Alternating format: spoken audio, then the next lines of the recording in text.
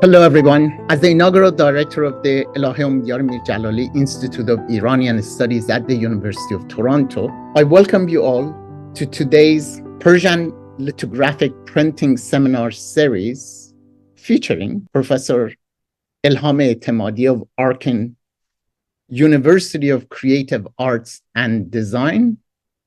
Professor Etemadi is joining us today from Cyprus. The series is co-convened by my colleagues, Dr. Mehdi Ganjavi and Shabnam Gulkhandan, and is co-sponsored by the University of Toronto's Thomas Fisher Rare Book Library, the Canadian Society for Iranian and Persian Studies, Iran Namag Quarterly of Iranian Studies, and the Iranian Studies Students Forum, and Encyclopedia Iranica Foundation. I'm also grateful to Roshan Cultural Heritage Institute for funding the establishment of the Elahé Omidyar Mir-Djalali Institute of Iranian Studies. Before introducing Dr. Etemadi, I would like to express our collective gratitude to Canada's Indigenous people and acknowledge this land on which the University of Toronto operates.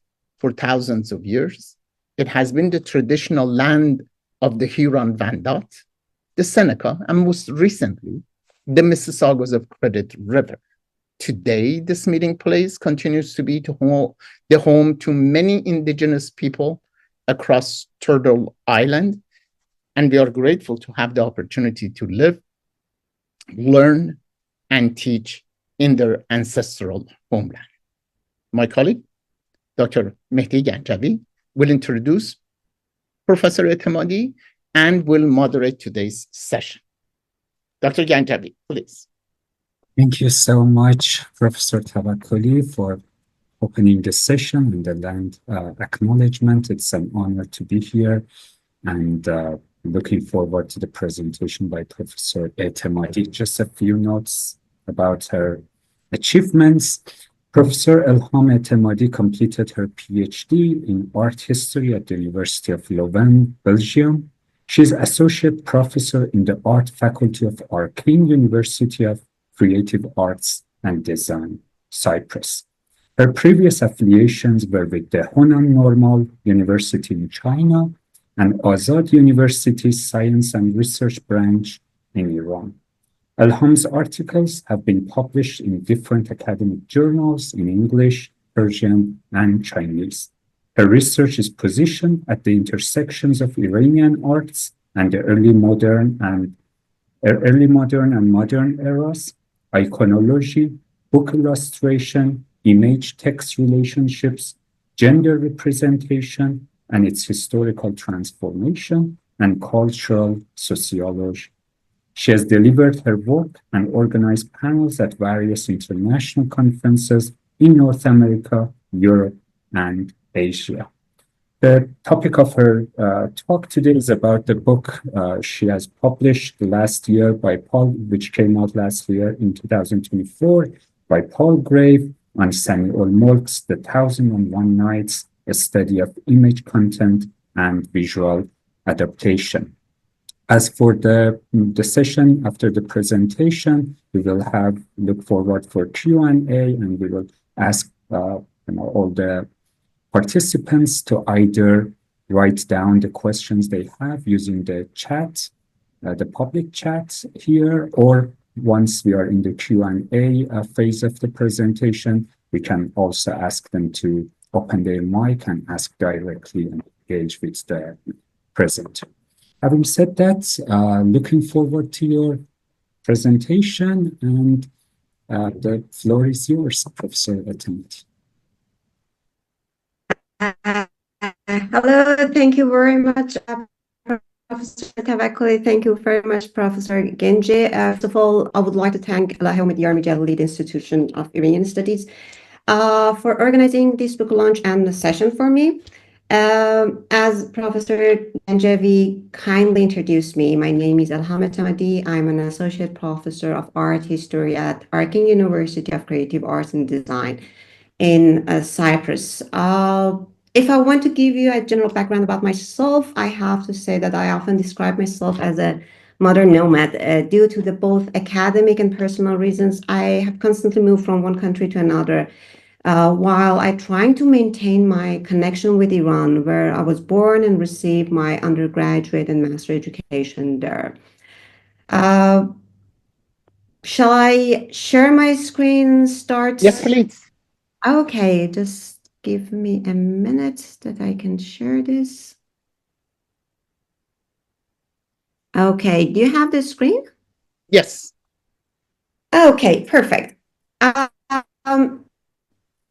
I mentioned, I completed my PhD at, as Professor Gencevi actually mentioned it, I completed my PhD at Catholic University of Leuven in Belgium, where let's say, the initial seed of this book also was planted there. But somehow completed part of it in Germany, part of it in Hong Kong, Canada, Australia, Iran.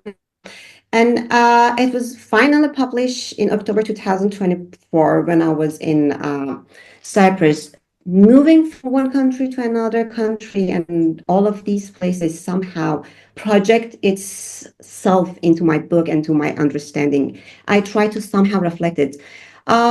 Through writing process, there were countless moments that I have doubts that if I can actually use the correct word, if I can somehow transfer myself correctly.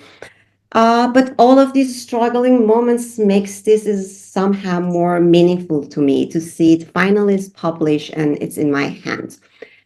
As the title of the book actually suggested, my main concern is about the illustration of 1001 Night. The history of the 1001 Night, as all of you know better than me, it's the origin of it is somehow unclear, with so many doubt that it's not really my concern here.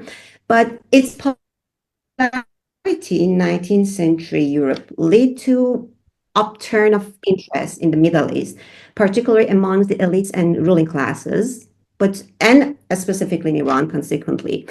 The evolution of the 1001 Nights illustration is fascinating example, at least for me, of cultural transmissions and adaptation. Illustrate how a work can be shaped and reshaped by different sections over centuries. The exact time and place of the first Persian translation of this book remain unknown, but the earliest version was translated in Tabriz in 2 volumes. A page of each volumes, which also you can see it on the screen. In the calligraph version of the book, it's translated from the Arabic into the Persian. Was commissioned by Shahrzad and completed by Mullah Abdul-Latif Tabrizi in 82. The book's Arabic were translated by Shamsush-Shu'ara Surush Ahani. This version was first published in 2 lithographs in 1845, neither of which actually contained any illustrations. The book was well known in Iran, even in a way that reaching Nasreddin Mirza at the time that he was the Qajar crown prince residency in Tabriz. Interestingly, Abdul Latif Tulji, the translator of the book, as I mentioned, was also Nasreddin Mirza's literature's teacher before he sat on the throne in 1848. So it is highly likely that the young prince becomes somehow familiar with these periods and through his own teacher. 2 lithograph versions of the book were produced early in Nasreddin Shah's era, one in 1855 with 17 illustrations, and another in 1858 with 42 illustrations. The king Nasreddin Shah himself was so captivated by the tale that shortly after becoming Qajar king, he commissioned a royal version of the book, most probably, let's say, to fulfillments of his father's wish as a gift to his mother, Mahdi Aulia. But unlike their earlier printed version, actually lithograph versions, this was a hand calligraph and watercolor illustrated manuscript. The best artists of the time worked on this project for years and completed in 1859. The creation of 3 illustrated versions within a decade, it can be said it's the proof to the popularity in 19th century. Illustration of one of the created under commission of Nasruddin Shah, Abol-Hassan Khan Sani ol-Molk, in 6 volumes. This manuscript, let's say, it's a significant not only for its artistic mastery or its status as one of the most expensive artistic projects in Iranian history, but also for what is represents the last great, let's say, example of traditional Iranian bookmaking and a visual reflection of larger society and culture. This is, to me, at least, is one of the most important parts of this book. Rather than just depicting scenes from the stories, these illustrations serve as a complex visual narrative that reflects themes of that power, gender, and societal transformation in Qajar, in Iran. In this book, actually, I examined 13 selected illustrations from the manuscript, focusing on how they communicate meaning beyond their visual appearance. These illustrations serve as, let's say, a kind of historical documents in their own rights, offering insight into the 19th century Iranian aesthetics, culture, and broader visual traditions of the Persian painting. A key argument of my research in this book is that images are not simply transparent reflection of the story. They are layers with meanings, shapes Sorry, Dr. Etemadi, for interrupting, because it seems your voice is getting broken at sometimes. Is it possible for you to change your internet, otherwise to maybe off, making your video off? Hopefully that will help with the quality of so we can hear your voice more clearly. It seems like you have a weak connection from Cyprus. Okay. That could be it. I try to change, but if you want, I can also close the video. Maybe it helps. Yeah, this is good. Yeah. Okay. Thank you so much. You're welcome. Okay. I was saying that actually, the main argument, the main study of concentration of mine in this book, it was that images are not simply transparent reflection of the story. They are layers with meanings by historical and cultural context. Or as I mentioned in the book, and you can see it on the screen, so I'm going to read it. A key premise of this examination is that images are not transparent and that the relationship they present or the meanings they convey, that is, their content, are interpretable and beyond the visual appearance or the story they refer to. Therefore, to fully grasp Sani ol-Molk's works, we need to look beyond artistic technique and consider the broader implication of these visual choices. To do so, to me, this requires a kind of stepping back and examining the evaluation of Iranian art history itself. The approach I take in this book draws from different methodologies in art history, let's say visual studies and cultural studies, positioning these illustrations within a wider frameworks of artistic production and reception, or at least, let's say, I try to do so. Since I highly believe it is not accurate if we apply European, or let's say Western, to be more correct, Western methodologies, which has been shaped and developed beyond based on European and Western art and culture and history unconditionally on Iranian art. So I did my best to come with an approach that would be proper for Iranian art, for Iranian history, for Iranian culture, especially 19th century. To elaborate a little bit more on these parts, I have to say that traditionally, Iranian art history has been largely descriptive, which means emphasize historical and chronological history and is based on the visual appearance of painting. Tarikh Honar, or history of art, in Iran has mainly emphasized historical documentation over critical artistic analysis.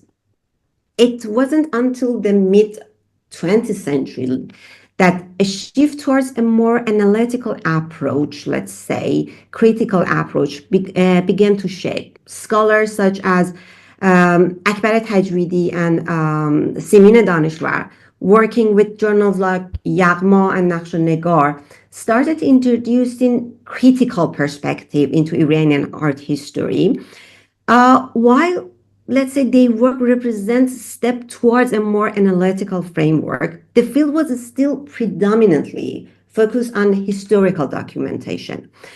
Over 50 years later, Iranian art history continues to be shaped largely by this descriptive method, with an emphasis on visual feature and historical context rather than a deeper and systematic engagement with the contents and meaning of artwork. I'm not saying that there wasn't any kind of approach in this work, but this historical and this descriptive approach were always dominant in Iranian art history. In other words, I can say that Iranian art history has long prioritized historical accuracy over interpretive analysis. One of the consequences of this dominant descriptive approach is the way in which Iranian painting have been traditionally interpreted. The emphasis has often been on the visual appearance of the work, with descriptions of its features presented as isolated phenomena. Or when a painting is Dr. Etemadi, if I may, sorry for interrupting. I think your presentation is fixed on a page with the chapter 1 introduction. Is it what you're intending? Yes. Okay. Yes. Yes. Later I'm gonna go further. I would say that this concentrate on visual appearance.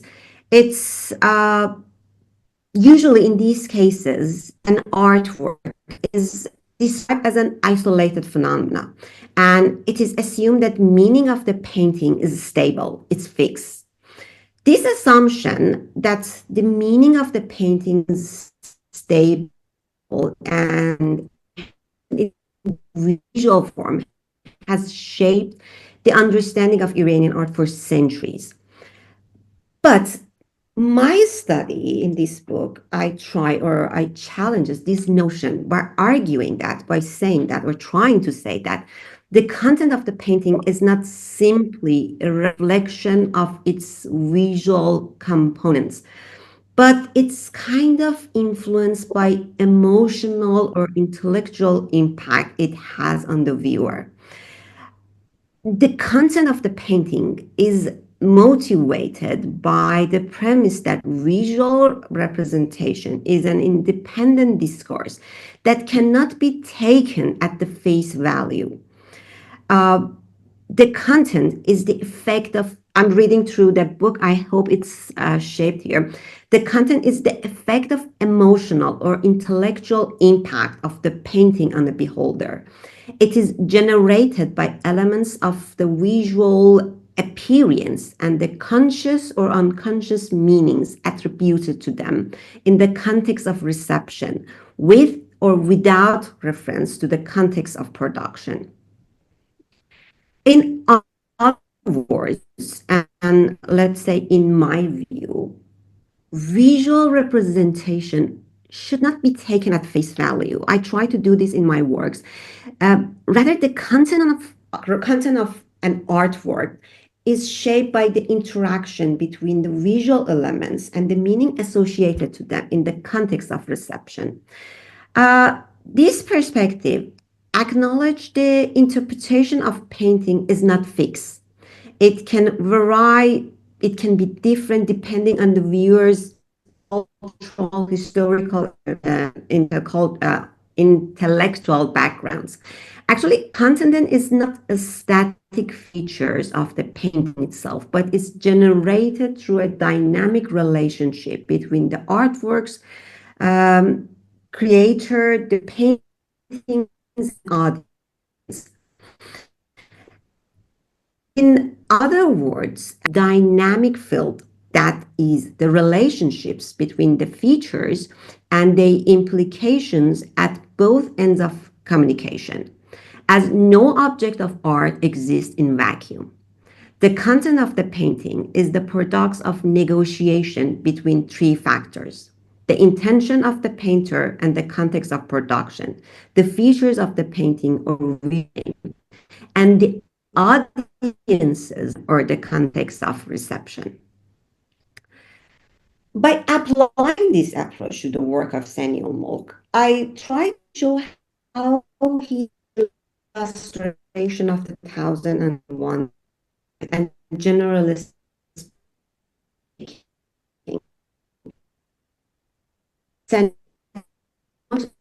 artworks function as things go beyond simple vision.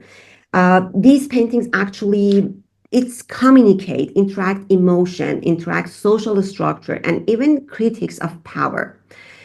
Sani ol-Molk arts become more than just, let's say, a visual representation. It acts as a medium through which the artist Sani ol-Molk engages with the cultural and social issue of his time.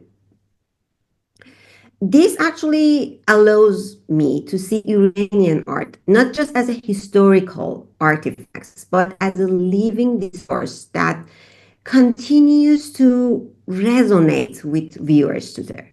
Now, as I mentioned, because of the book on the illustrated version of the 1001 night, Dr. Etemadi, ببخشید. Illustrated under, you know it better than me, but yes. Your voice Done. continues to break up. And Yeah. if you could speak a little bit louder and maybe closer to the computer where your speaker is, Okay. that may improve the sound quality. Is it better now? Now it's good. And if you could sustain it at this level, that would be awesome. I hope so. Fingers All crossed. right, let's do it. Okay. You know, I'm pretty sure you're all somehow familiar with Sani ol-Molk, but he holds a very important place in the history of Iranian visual culture and art. As the head of the Royal Painting Workshop during the regime of Nasser-Din Shah Qajar, he was instrumental in somehow bridging traditional Iranian painting with European artistic influences. His stay in Europe had a very important impact on his work. This impact can be seen by different elements in his painting. For example, the putties in one of the 1001 Night illustration, as you can see, which they are closely resembles the figures from Raphael's work. One of his most significant contributions, Sani ol-Molk's most significant contribution, was his work on the 1001 Night, a monumental artistic project involving over 34 painters and resulting in 3,845 detailed watercolor illustration. Interestingly, I can say that they are extended pencil sketches of illustrations that are attributed to Sani ol-Molk, which I try to find that, so somehow comparing these sketches with the illustration in the manuscript. And as you can see, it is possible to conclude that For example, the current image on the screen is one of the attempts that Sani ol-Molk did to design two young servants serving foods. He developed this sketch in its final form on the right side by changing the style and figures of the servants on the right side. Now, considering the vast scale of this project, 3,800 something, my study focuses specifically only on 13 illustrations that depicted the central story of Shahrzad and Shahrbaz. These images were chosen for two main reasons. Firstly, I can say they provide a kind of clear example of how Sani ol-Molk adapted the narrative visually, adding layers of meaning that go beyond the text itself. Secondly, they reveal significant visual and symbolic transformation in the representation of the characters, which reflects broader social value of Qajar period. The illustration in these selected pages serve as a key points of analysis as they offer insight into how the artist actually used elements like clothing, posture, and facial expressions to communicate shift in power, gender roles, and focuses of the narratives. These, let's say, visual choices help illuminate how the stories was reinterpreted and adjusted to align with the social and political climate of the time. The book, is organized into 6 parts, including the introduction and conclusion in the first chapter. I aim to provide a broader context of Iranian art and its position in the wider world, let's say. In chapter 2, I delve into the main subject of the book, first introducing Abol-Hassan Khan Ghaffari and his body of work, followed by an exploration of the 1001 Night and the 13 illustration under my study. In chapter 3, titled The Two Young Lovers and Coiffures, I briefly walk through my analytical approach to examining Sani ol-Molk illustration of 1001 Night to say that how I'm going to do this.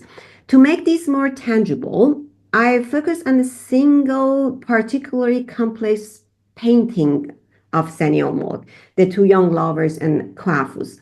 In this chapter, I show how by paying close attention to details and considering the gender norms of the artist's cultural environment, this seemingly straightforward scene can take on a completely different meanings. What at first appears to be heterosexual interaction can, in fact, in this painting, in single painting, be read as a homoerotic image. More specifically, as a male same-sex desire. This interpretation, this reading, aligns somehow with the sexual norms of Qajar society at the time, which Professor Najma Abadi explained it in her books. But through this example, I aim to highlight how Sani ol-Molk uses details not just to build a scene, but to complicate the relationship between elements within the image and between the image and the viewer. In chapter 4, Imagine Power, Shahzaman and Shahrbaz, the first 7 illustrations in my study were analyzed. These illustrations actually are depicted on the first 2 illustrated page of the first volume of the manuscript. You most probably noticed it when I was going through the whole book. They are visually complex and portray Shahrbaz's changing mood and the shared visual concept in all these 7 illustrations is the representation of power and its ineffectiveness, let's say. In other words, the contrast between the king's public power and their personal vulnerability, let's say. In public setting, the kings are depicted with majestic symbols of power, thrones, elaborate robes, and commanding gesture. However, when you go in a private space, their power is undermines. Their beardless appearance visually signals a loss of authority, reflecting the Qajar cultural association between masculinity, facial hair, and power. This visual strategy subtly conveys the limitation of power and how personal betrayal, the infinity of the king's wives actually, disrupts their authority. Sani ol-Molk illustration go beyond storytelling. They engage in a visual discourse based on the social and culture of Qajar era about power.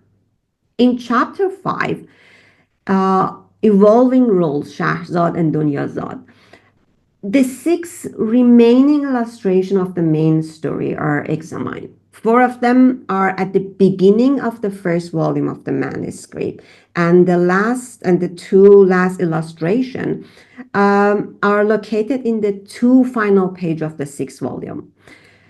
In these illustrations, Shahrzad and her sister Dunyazad are included in the visual narrative. Shahrzad representation in these illustrations change along with her character's transformation. Sani ol-Molk, let's say, visualizes the process of her transformation from a storyteller to a wife to a mother. In the earlier images, as you can see, she wears European-style clothing, emphasizing her intellectual role as a narrator. By the final illustration, she is depicted in traditional Iranian dress, symbolizing her integration into the expected gender norm of Qajar society. This shift, actually, these changes visually encoded the changing expectation of women in the story, reflecting broader cultural narrative about gender roles, let's say. And finally, in the conclusion, I argue that Sani ol-Molk's works on the Thousand and One Night represent a key moments in the fusion of traditional Iranian and European art. The illustration not only reflect his unique artistic vision, but let's say also offer a window into the broader cultural and political landscape of Qajar period. I believe this manuscript, and let's say I try to show it in the analysis of this illustration, particularly those depicting the central narration of Shahrzad and Shahrbaz, reveals much about the artist's ability to convey complex idea about power, gender, social norms. Through a detailed examination of the artwork's visual elements, I try to show how art can transcend illustration to become a tool for cultural expressions and historical reflection. Anyhow, studying this manuscript presents several challenges. For instance, as you all may know, the Golestan Palace Museum, which houses this manuscript, has strict regulations that prevents and limit direct access to the illustration, particularly due to the presence of sexuality, the sexually explicit image that it's in the are in the illustration. Despite this restriction, I was able to visit the museum, the books multiple times during my research to examine the manuscript, though the lack of facilities and resources at the museum somehow limited my ability to conduct a thorough examination. Second, the museum prohibits publishing sexual explicit illustration, leading to kind of censorship in some of the images to make them publishable. In addition, the manuscript lacks page number, making it difficult somehow to reference specific section in the book. To address this illustration and images from the calligraph text, I had to use the image instead of text. In my analysis of illustration and by comparing the calligraph text with the illustration, I noticed that 3 pages related to my study, at least, are misplaced, which could potentially alter how the story is interpreted visually. This raises question about whether these errors occurred during the manuscript initial production process or later in its history, which by knowing that and that this manuscript was actually read for Nasser-al-Din Shah a couple of times, the latter seems more possible that during the rebinding, most probably these pages, these images were misplaced. In summary, to wrap up, Sani ol-Molk illustrations, to me at least, are more than just visual storytelling. They challenge conventions, invite multiple interpretation, and reveal hidden layers of meaning. Before finishing my talk, I really hope this book sparks something, new perspective, fresh discussion, or even a bit of inspiration. Let's say, it's difficult to call myself as a young scholar. In an academic wise, I might be young, not age wise, but what I love about academic writing, or what I hope, or I really want to keep believing in it, is the idea that what we write can become part of a bigger conversation. That my work or our work isn't just about titles, promotion, or feeding the ever-growing academic machines, but about offering new ways of seeing, sharing insight, and sparking curiosity. That's what I wish, at least, for. Thank you very much for your attention, and I'm looking forward to hear your thoughts, to discuss more about this. So much, Elham Jan, for this presentation, and gladly with the turning off the camera, the voice was hearing well, and that everyone could listen and engage with your conversation. We also have good enough time to revisit some things if there were sections that were missed in earlier parts of your presentation. Looking forward to questions. And as mentioned, you can we would ask participants to either write their questions or to open their mic and ask the questions directly. So the first question is from Mehdi Musavi, who have asked, to what extent was Qajar society aware of this artistic production, or was it limited to the court circle?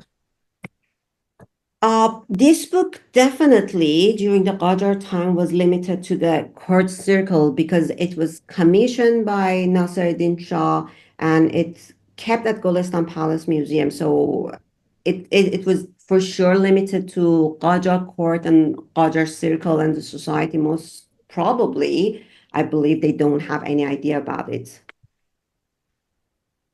And thank you very much for your question, by the way. Thank you so much. Oda Jan, please go ahead and open your mic and ask the question. Thank you so much for your wonderful presentation, Dr. Etemadi. I'm looking forward to reading your book. So you talked about the methodology of your work and how this work and its analysis goes beyond the appearances, do we have any information or evidence about the spectatorship of this work, how this was viewed, received at the time, or maybe shortly after the production? I'm thinking about like the writings at the time, or like, I don't know, diaries or newspapers that talk about this book in any way. Yeah, that's my question. Thank you. Thank you very much for your interesting question. Actually, as far as I know, let's say it in this way, since the book was produced for Nasruddin Shah, and it was something considered private for him, uh, based on my knowledge, based on my current knowledge, it wasn't that much a reflection in the newspaper. Yeah, when it was produced, we had it in the newspaper that is mentioned, okay, 1001 Night has been produced, it's given to Nasruddin Shah, we had this. But how they receive it and how was the perception from it, unfortunately, we don't have, at least I don't know anything about it, let's say. But it would be very interesting to have an idea about it. Thank you so much. You're welcome. Thank you so much. Dr. Tawakkoli, your voice is... As a follow-up question, if the original drawings had one spectator, it was Nasruddin Shah. True. It would be really interesting to see how, in this particular case, it wasn't lithographed. When the text and the images are published and goes public, what kind of impact does it have? In a sense, could Sani ol-Molk, if he had in mind a general public viewer, draw radically different images? Same scenes, but addressed to different spectators. This is a very interesting question. Thank you very much. I believe, at least, I don't know, maybe because I'm working on Sani ol-Molk, I like him. To me, he's a very clever person. He was a very clever person, let's say. So definitely, I can say that it would be different. It could be, there are lots of mystery about him. There are lots of things that we don't know really about Sani ol-Molk. But what you're saying, I believe definitely it could be different. How it could be, I cannot guess it. But the reason that I'm asking that is because he was a pivotal person in the dissemination of lithographic printing in the form of journals that he published. So in a sense, public viewing was one of his concerns, but in these drawings, it seems like the spectator was not as diverse. Not as diverse, but he had, in my eyes, he had some sort of wittiness. Even in the illustrations, it's one of the things that's it's out. He somehow pointed to Nasruddin Shah in a couple of the stories. He painted Nasruddin Shah, for example, as Harun al-Rashid.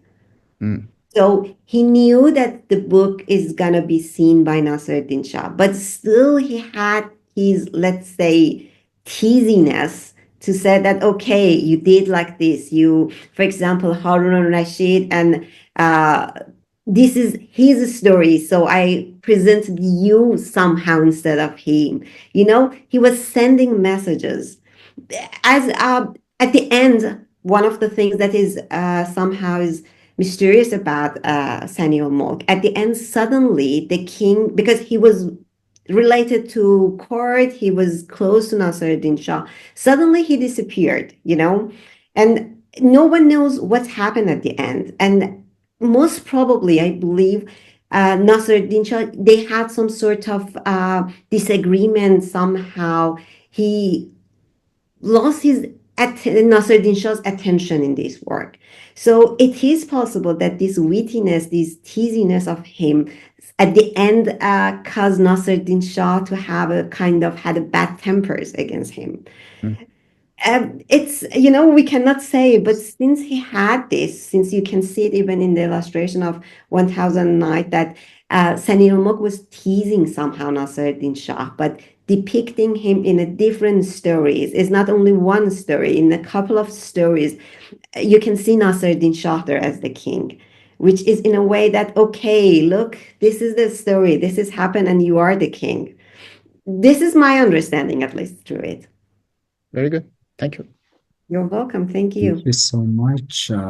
And Professor Bouzari has asked the question. He has thanked for your presentation and has asked, since the illustrations lack signatures, can you estimate what percentage of them were created by Sani ol-Molk? Did you find, and the question continues, did you find any evidence indicating who the illustrators of the manuscript were? Thank you very much, Dr. Bouzari, for your question. That's a very interesting question. As it has been, as I mentioned it, the whole painting, the whole illustration was under supervision of Sani ol-Molk and with 34 other painters. The contract that is remains from the time that Sani ol-Molk signed the contract for this illustration. There are two things in it which can somehow at least say that the illustration that I work on them are painted and illustrated by Sani ol-Molk. Is that, first of all, in the contract is mentioned that the faces and the design of illustration has to be under the supervision of Sani ol-Molk, and Sani ol-Molk has to do it. As Dr. Bouzari pointed, interestingly, when you go through these 6 volumes, you can see that in the first and the second volumes, the quality of the illustrations are much higher compared to the ones that, for example, in the third or fourth volume. But in the contract mentioned that 320 of illustration had already submitted when they signed the contract, which by going through the illustration, it is visible that these 320 illustrations are the first illustrations that from the beginning of the volumes are made by Sani ol-Molk. So at that time, for sure, we can say that at least out of 11 out of these 13 illustrations, for sure, have been done by Sani ol-Molk. The last 2 illustrations at the end of the book, the 6th volume, might not be done by Sani ol-Molk, but the thing is that they were under his supervision. So if something even was against him or against his idea, definitely he would show the disagreements to it, I believe. But that's a very nice question. I couldn't really find, because I didn't go through the whole illustration, but I'm pretty sure that the first 11 illustrations that it's my concern is that in this book have been done by Sani ol-Molk. Thank you so much for the answer. Just because there was a conversation around the usage and circulation of this specific manuscript, I think there is also a narrative by Heinrich Bruges, who was Prussian envoy in Qajar court at the time, who has shared something about the interest by Mahdi also in reading this certain manuscript. So next question, I can see Elnaz Nasehi has her hands up. Please go ahead and ask your question. Yes, thank you for organizing this very interesting conference, and thank you, Elham, for a very nice presentation. Actually, I have a more kind of general question, because my research interest I found it has something in common with your concern, the way you explain the context of the production and consumption of the cultural products, visual cultural products in the form of art, it can be. So I'm just wondering that how you, because I didn't get that, how you brought that concern into your analysis part methodologically, you know, because, for example, when I'm doing cinema studies from feminist film perspective, and I found this dominant feminist film theories, I mean, I question the historicity of them, and then I try to develop a kind of contextual bound theory to analyze cinema, the representation of women, through the context of Iranian directors' production and the consumption of Iranian spectators. So I'm just wondering that generally speaking, how it is applicable to other forms of visual art, and specifically talking about the way you analyze these illustrations. Thank you very much for your question. That's a very interesting question. That I mentioned it. My whole, I genuinely believe that we cannot really, without and unconditionally, apply Western mythology, European mythology, and Iranian art, because at the end, something gonna miss there. Because these European and Western art has been shaped based on European art, European culture, European history. It's really difficult, but what at least I try to do in my work, I try to consider context of production, the culture, the society that shape artist's mind, how he or she can see the work. Okay. And the message that is embedded in the artworks, the visual frame, the painting in my case, the movie in your case, let's say, and how the relationship of these presented elements with each other can produce the meaning, and also the context of reception, because we know that as an art can move in a time and space and place. So how this relationship for me as a viewer based on my background can have a meaning. I try to consider all of these three important things when they come together. At least it was what I tried to reach through that one.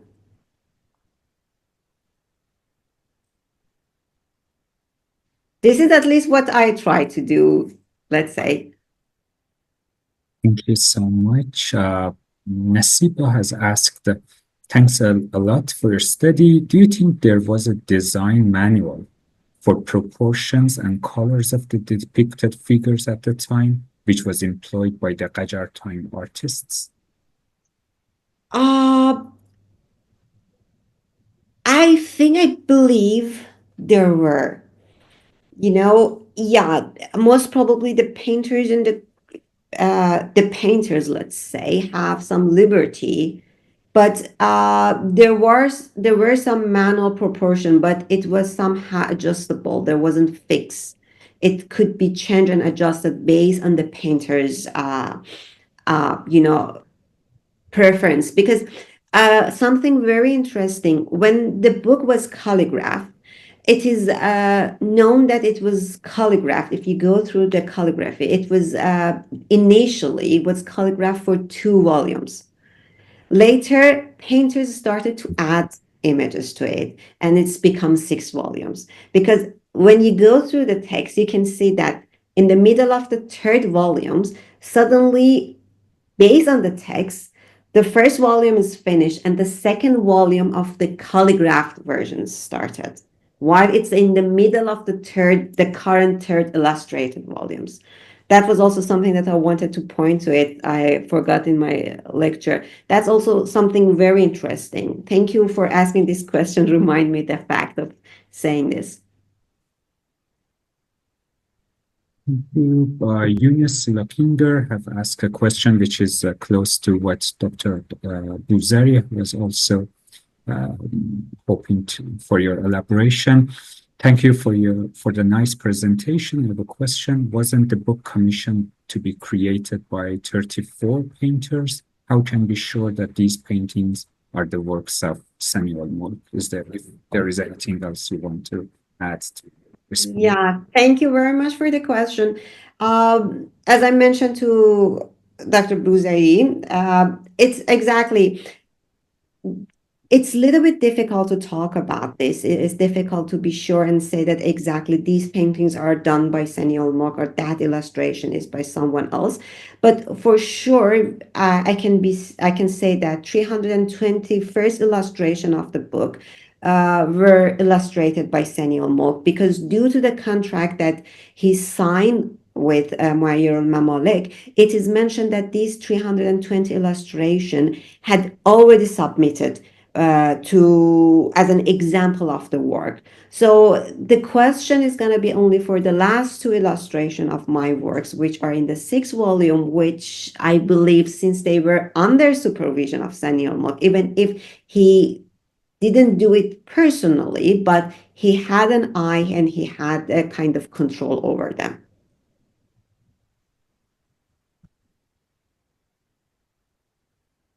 Thank you so much. Johannes Tuman have asked, are there relations to the heavily illustrated editions of 1001 Nights, which appeared around 1840 in Europe in English, French, and German, also with over 1,000 illustrations? With the illustrations of the... I assume, yes, the question is whether you see any relation between those illustrations and how Sani ol-Molk illustration, the work by Sani ol-Molk. I don't think, I'm not very confident about the illustrations that happen in Europe and in French or other parts. But as far as I know, the general information that I have about them, they are mainly trying to have the idea somehow represents the environments of the story, which based on the translation and the things was considered as some sort of Arabian atmosphere. While Sani ol-Molk exactly try to transfer this, exactly try to represent the Qajar society in it. So I don't think, as I said, I haven't done a deep study about the European and French or German illustration of 1001 Nights, but I don't think that they have a close connection. Though it can be a very interesting topic for the future.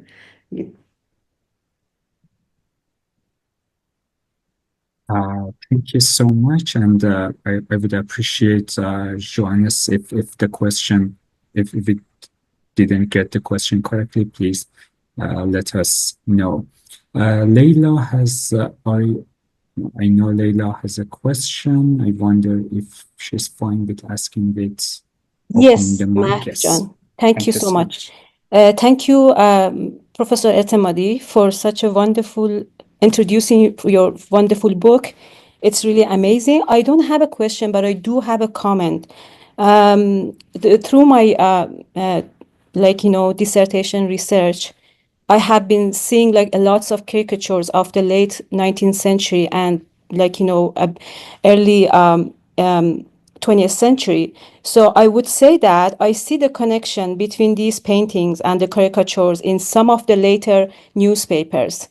And in terms of how they introducing the visual public sphere and how they actually going beyond that, image interpretations. And also, I wanted to mention that some of these artists also work for the newspaper, and they have influence to this, type of public caricatures. Thank you so much. Thank you very much. Yeah, thank you. Thanks, Leila John, for the comment. We have also a comment and question by Dr. Tavallaei.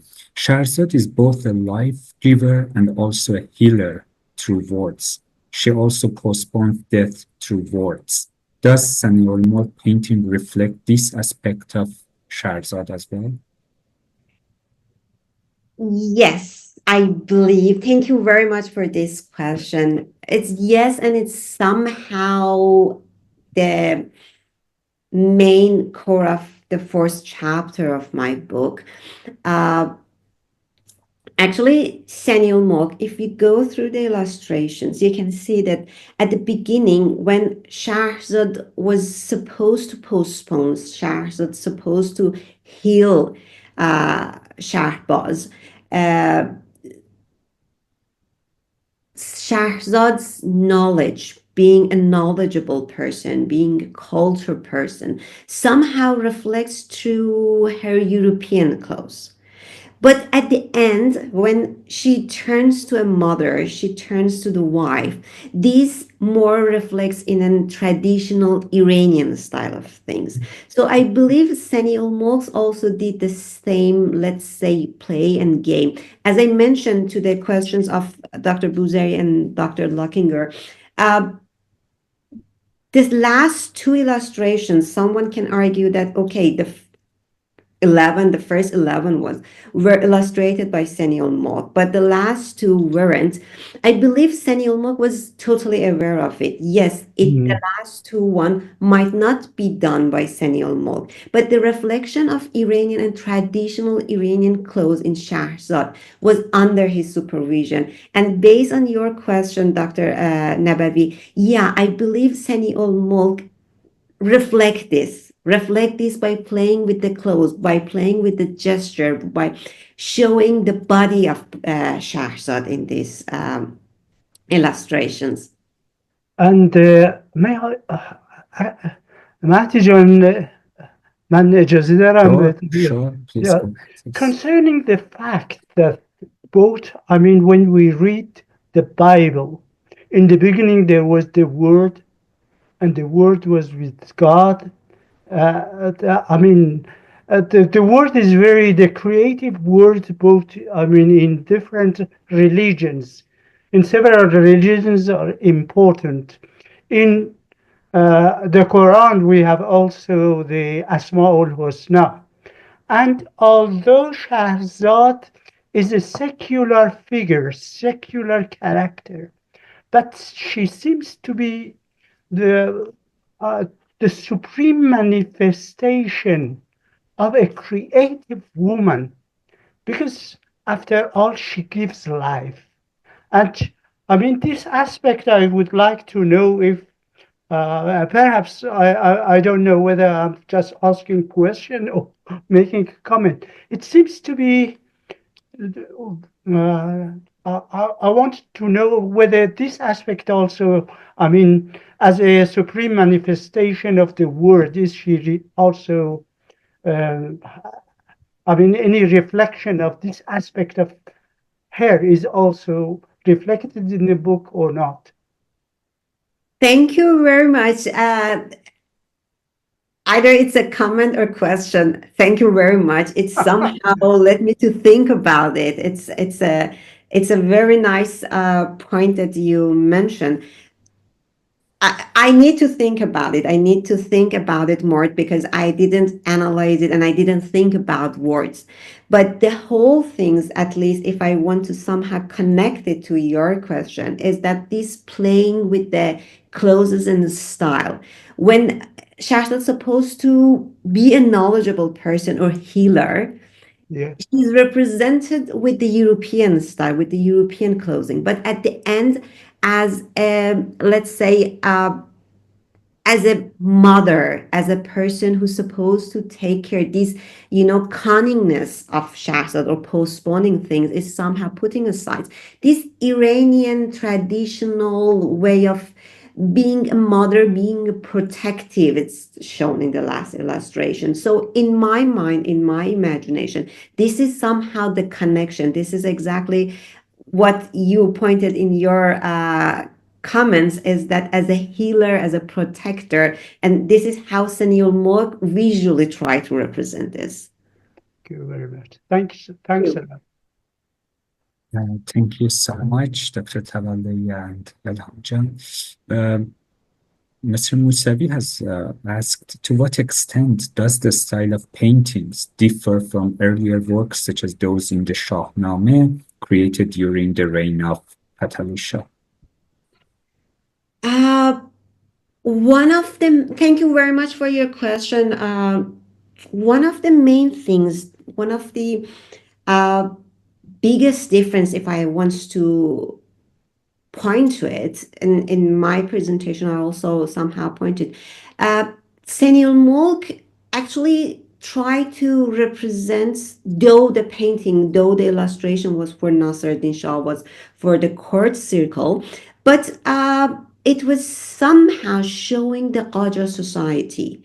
Even the normal things that is happening in the society, the people's eating tradition in bazaar, in in hunting scene, all of these are somehow represented in Sani ol-Molk, which in other illustration, which for example happened in Fatali Shah or in Shahnameh, we didn't have this. Those were reflecting the court, the elite society, while in this book, in this illustration, though it was illustrated and created for the king, though the whole story was about the kingship and the things, but Sani ol-Molk tried to bring the life of normal people to the illustration. We have women's, we have men's who are represented in this illustration in their private sphere, in their private acts, which we don't have it in other, for example, in Shahnameh that much, that you can see ordinary people, for example,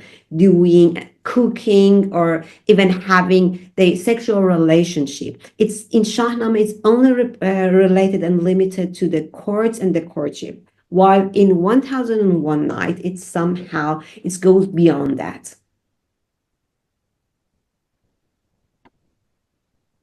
Thank you so much.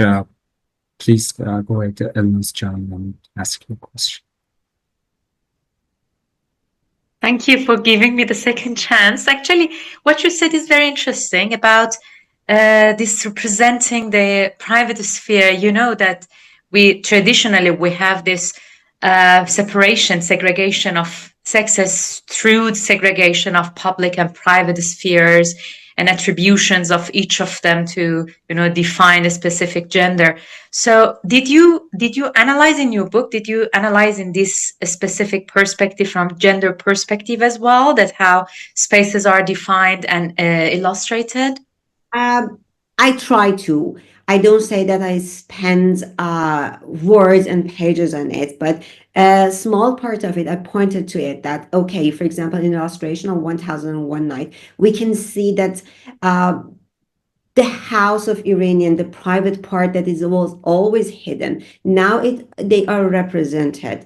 Especially, for example, when it's the matter of the sexual relationship. We had this before in Qajar society, but they were stated that they are the dancers, they are the prostitutes, but in the illustration of 1001 Night, they are normal peoples, they are the queens, they are even the affair of the queens are represented there. It's something that we didn't have it, or if, for example, a naked woman were represented, it was assumed that they are somehow prostitute, they are the dancer related to the courts. But in illustration of 1001 Nights, we have ordinary peoples, which to me, it's at least is beautiful. I really enjoy them.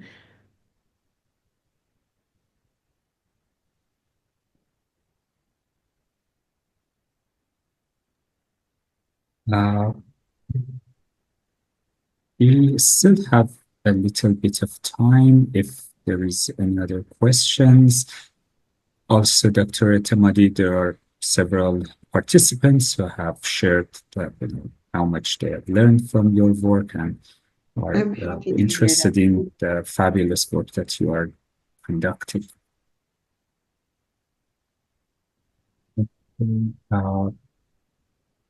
So, Professor Tawakkoli, do you have any follow-up questions or final words?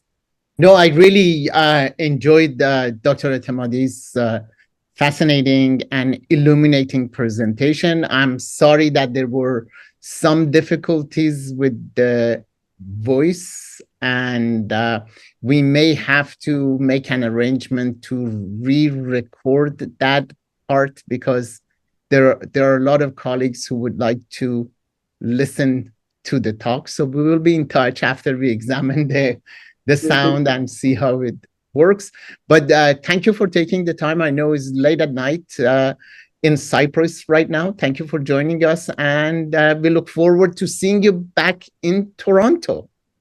Thank you very much. Thank you very much for having me. Thank you, Dr. Tawakkoli. Thank you, Dr. Genjavi. And thank you very much for all of the participants. I really enjoyed them. Thank you very much for all the nice questions. I really enjoy them. And as I mentioned, I always like my works be a part of conversation. It's enjoyable. Even if if someone criticized me, if someone just pointed to the mistakes that I'm sure that there are a lot, but it's something that gives me joy. It's something that gives me that, okay, I did it and I enjoy it, and it could somehow sparkle someone.